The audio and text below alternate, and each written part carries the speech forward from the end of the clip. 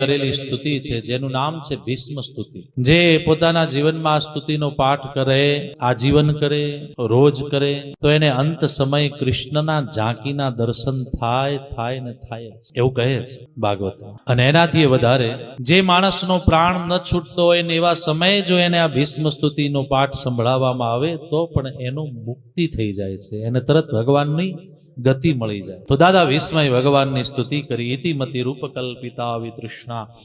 પૂજ્ય ડોંગરે બાપા કહેતા એમની કથાઓમાં કે જગત આગળ ક્યારે રડતા, કારણ તમારા વહેતા આહુડાઓને જોઈ અને એને મજા આવશે। રડવાનું થાય ને તો તમારા ઠાકુરના મંદિરમાં જઈ બે આહુડા પાડી લેજો।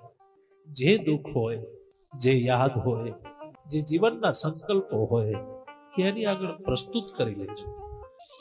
એ સાંભળશે, અને સાંભળશે એટલું નહીં, એ ક્યારેક એની મૂર્તિમાંથી બહાર નીકળી અને પોતાના ઉત્તરિયાથી તમારા આહુડાઓને લૂછી દેશે ને કહેશે બેટા હું બેઠો છું।